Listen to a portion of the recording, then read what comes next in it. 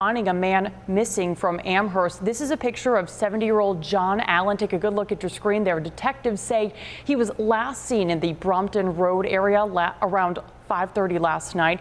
He may be wearing a black jacket and sweater, black pants, brown shoes, and glasses. If you see him or know where he is, contact Amherst Police right away. All right, it's a soggy Sunday across western New York, so can we expect to dry out anytime soon? Meteorologist Josh Nichols is here. Josh, give us some good news. We're going to have to be patient, Kristen. That's the bottom line here. The good news is that tomorrow is not a washout, but the chill will be uncommon, to say the least. Midweek looks sullen, showery, even cooler than what we'll see tomorrow, and then brighter, drier, and warmer weather awaits, but we have to wait until later in the week to enjoy that. Just in time for the weekend. Hey, we're all living for the weekend, right? 45 degrees right now, southwesterly breezes. The rain has receded off to the east, but there's still some spotty drizzle. 46 in Lockport right now. About 5 to 10 degrees cooler right now than what it was at this time yesterday. Again, there's the back edge of most of the rain. A lot of clouds in place at this point. Heading out to the bus stop in the morning, you want to grab the umbrella before you head out the door to school. We're at 42 with just a few spotty showers, but I think we'll have more scattered showers in place as we go into the afternoon. We'll talk more about when we'll see that warmer weather in the Super 7-day forecast in just a bit. Kristen? All right, Josh, thank you.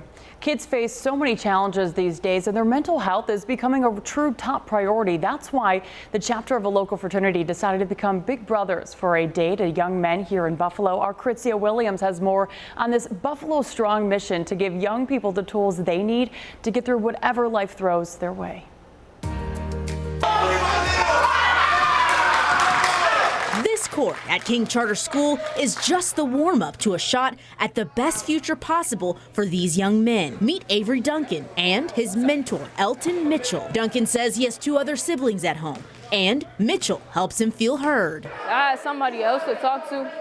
And he has someone to look up to. Oh, you got wisdom to teach me. Mitchell says he takes great pride in the role he plays in Duncan's life. Just to provide an example, to teach him how to be a leader and to, strive academically.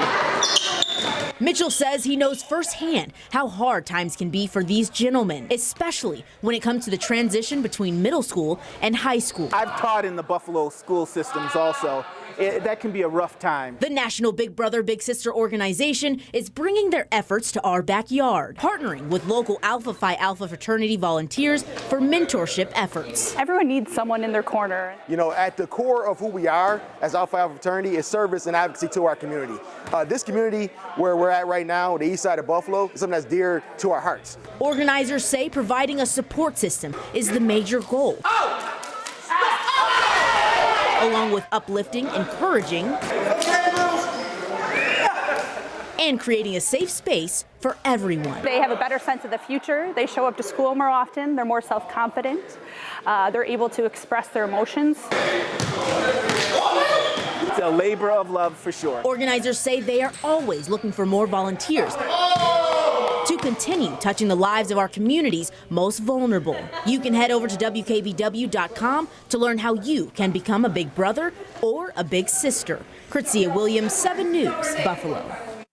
A lot of April showers hanging around on this final day of the month, giving people plenty of time to head indoors to work on their green thumbs. The Greenhouse Events Center on East Robinson Street hosting its very first North Tonawanda Garden Show this weekend. Some 25 local vendors took part, providing advice and the goods to get your gardens going this spring here in Western New York. So it's really nice. We got 25 local vendors here that are all specializing in some form of gardening or another, from garden art to supplies. We have our sponsor here, JF Krantz, Topsoil. And so there's a lot of opportunities for people to come out and get different products for their lawn and garden. This was the final day of this 3-day event, which also included live entertainment throughout the weekend. Here's another way to spend a rainy Sunday here in the Queen City. The AVA Collective hosting its spring pop-up today at Resurgence Brewing on Chicago Street in Buffalo. More than 40 artisans and small businesses taking part in this shopping extravaganza. So we started this originally in 2018 as a platform to sell our own work, and it's exploded since then. Our first market had, I think, 6 vendors, and now here today we have 40. It's just a good supportive community, and I feel like it just brings such good energy every time we have an event. So Event combining a great shopping experience and a setting where you can grab a beer and bite to eat. The AVA Collective throws one of these pop-up shopping events for each of the 4 seasons here in Western New York. Next at 11, we take a closer look at the growing problem of local ATV dealers targeted by thieves, what one victim went through and what he's doing to catch those responsible. Plus, what makes this gray day so special for a local women's rowing team. But first, a West Seneca police officer giving a helping hand to a motorist in distress along the 400 expressway. He braved the rain to change a flat tire for that person. Just another way so many local police officers go above and beyond the call of duty. 7 News at 11 continues right after this.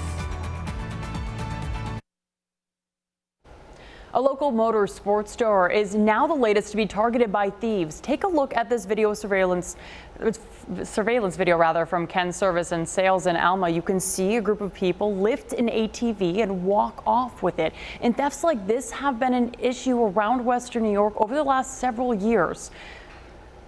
In August 2020, State Police told our newsroom they were investigating 4 burglaries from motorsports shops around Erie County, including Pioneer Motorsports in Chaffee, where 6 ATVs and side-by-sides were stolen in one incident that summer. And in 2021, Buffalo police also began cracking down on the number of illegal ATVs and dirt bikes being ridden on city streets. Between June of 2020 and June of 2022, police had seized 175 illegal dirt bikes and ATVs. So tonight, our CANISIUS Williams takes us to Alma to find out how the owner of Ken's Service and Sales is hoping the public can help and the incentive they're offering.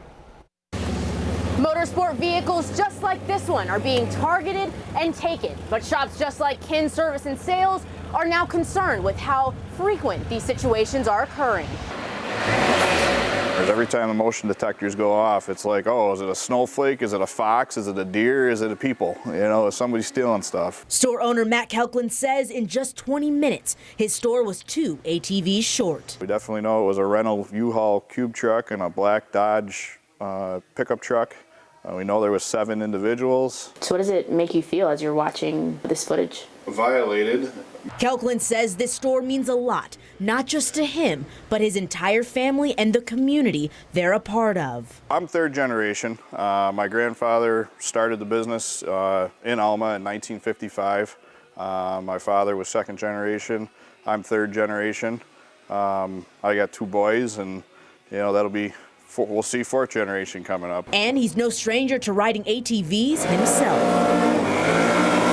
I grew up outdoors, riding dirt bikes, ATVs, side-by-side, snowmobiles. But keep my foot on the brake. You can take your foot off the brake. He says in the motorsport industry, theft has increased, in part because many vehicles don't have to be registered or have a title. You know, it's kind of easy to make this appear. He says the bikes were shipped and stored in this area behind the shop. Yeah, on the other side, what's left of a crate that they ripped one of the machines out of. Additional monitoring and electric fencing are some of the options Kelkland is looking into going forward. And a free ATV is waiting for whoever helps find the people who stole the bikes. The sheriff department involved on some investigation. I reached out to the sheriff's office about the investigation, but have yet to hear back. Meantime, Kelkland says he is not the only store that's been hit. We all have felt this happening. The owner of Ken Service and Sales tells me he believes in the power of numbers and wants to raise awareness to this growing method of theft so it won't happen anymore. In Elma, I'm CANISIUS Williams, 7 News. Well, this gray day didn't dampen the spirits of one local college rowing team, the CANISIUS College women's rowing team, dedicating a new shell after today's races at the Frank Lloyd Wright Boathouse at the foot of Porter Avenue here in Buffalo. The new boat is named after Michael Canale Sr. He is the grandfather of the women's head coach and a former sports reporter for the Old Courier Express newspaper, whose work ethic is reflected in these women athletes. I am the luckiest person in the world that I get to do this for a living. I get to work with these phenomenal young women, and I'm sure all the other coaches here would say the same thing. It's just a life lesson, you know. They got to work together. They've got to manage their time. They've got to, you know, work hard in all aspects, and you know they have to balance their schoolwork. And they're just phenomenal young women, and this is just a piece of their puzzle. A great day for the CANISIUS College women's rowing team. They will be heading to Saratoga Springs on May 12th to take part in the MAC Conference Championship. Now to severe weather along the East Coast. This is video of tornado damage in the area of Virginia Beach. Our sister Scripps station WTKR reporting widespread damage to homes with trees and power lines down. There are no reports of injury so far. Florida is another area hit hard, and flooding is expected along stretches of the Mississippi River. But good news if your vacation plans include a trip out west to Northern California. Parts of Yosemite National Park reopened today with limited service. The park closed last Friday because of flooding concerns. Rivers in the area are rising as snow from the winter melts. The park is expected to fully reopen tomorrow. All right, time for a check on that weather with meteorologist Josh Nichols. Josh, we were just talking about it. I know